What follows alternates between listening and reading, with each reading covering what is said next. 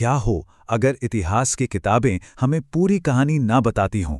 हम सब मानते हैं कि हम अपने अतीत को, अपनी हिस्ट्री को जानते हैं, लेकिन जरा सोचिए, कुछ ऐसी खोजें हुई हैं जिन्होंने बड़े बड़े एक्सपर्ट्स को भी हैरान कर दिया है।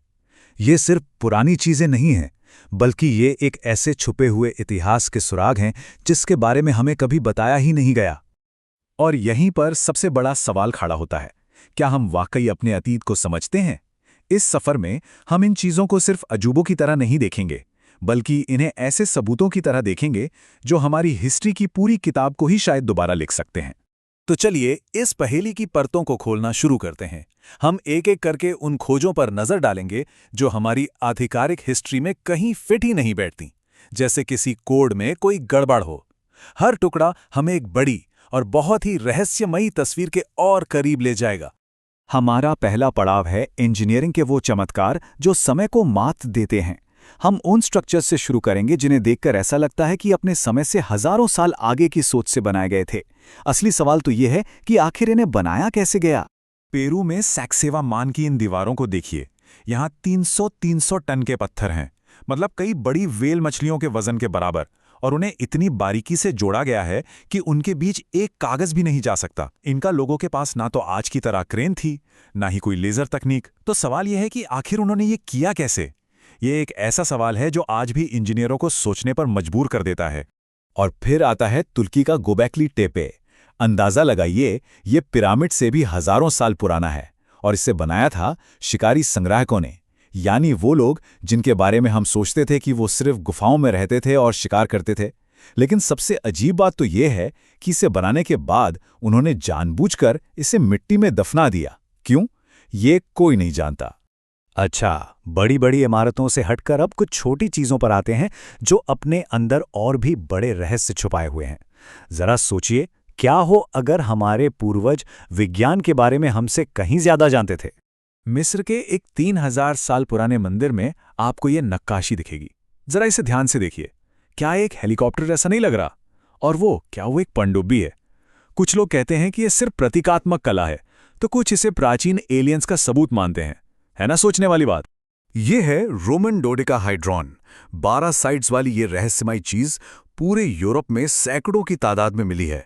लेकिन अजीब बात यह है कि किसी भी रोमन किताब या दस्तावेज में इसका जिक्र तक नहीं है। और रोमन लोग तो हर छोटी बड़ी बात लिखते थे। तो क्या ये इतने गुप्त थे कि इनके बारे में लिखा नहीं जा सकता था, या इतने आम थे कि लिखने की जरूरत ही नहीं समझी गई? ये एक ऐसी पहेली है जिसे आज तक कोई नहीं सुलझा पाया है।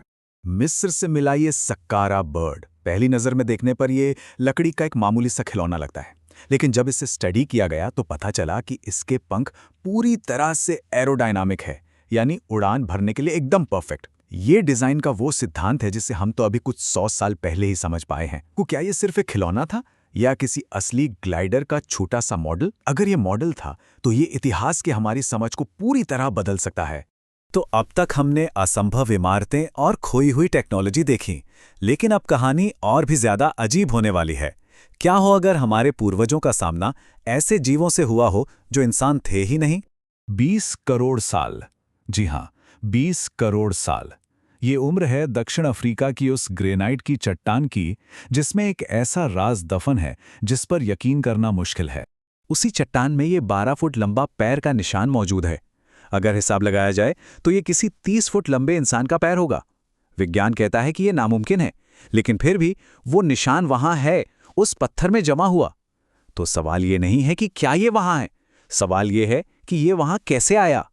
इराक से मिली ये मूर्तियां 7000 साल पुरानी हैं। एक बात पर गौर कीजिए, इन सबका शरीर तो इंसानों जैसा है, लेकिन सिर छिपकली जैसा है। और ये कोई एक मूर्ति नहीं है, ये एक पूरी संस्कृति थी जो इन छिपकली जैसे दिखने वाले लोगों पर केंद्रित थी।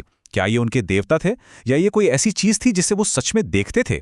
शायद सबसे ज्यादा परेशान करने वाले रहस्य वो हैं जो हमारी आंखों के ठीक सामने हैं। ऐसे संदेश जिन्हें हम देख तो सकते हैं लेकिन पढ़ नहीं सकते। ये है फुएंटे मैग्ना बाउल।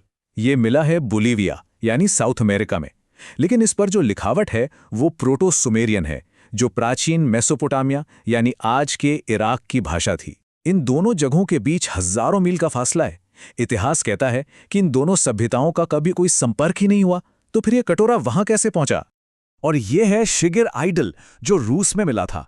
लकड़ी की यह मूर्ति 12,000 साल पुरानी है, मतलब पिरामिड से भी 2 गुनी पुरानी। और ये पूरी की पूरी एक जटिल कोड से ढकी हुई है, एक ऐसी भाषा जिसे हम आज तक समझ नहीं पाए हैं। और इसे बनाया था उन लोगों ने जिन्हें हम आदिम या पाषाण युग का इंसान कहते हैं। ये खोज हमें उस पूरे युग के बारे में दोबारा सोचने पर मजबूर करती है। और आखिर में क्रीट से मिली फेस्टोस डिस्क। इसमें एक खोई हुई भाषा में एन्क्रिप्ट किया हुआ मैसेज है। लेकिन असली रहस्य ये है कि इन निशानों को हाथ से नहीं बनाया गया, बल्कि इन पर मोहर लगाई गई थी, जैसे किसी पुराने जमाने के टाइपराइटर से। ये एक ऐसी टेक्नोलॉजी है जो इसके हजारों साल बाद तक दुनिया में मौजूद ही नहीं थी। तो जब हम इन सभी टुकड़ों को एक साथ जोड़कर देखते हैं तो हमें क्या मिलता है?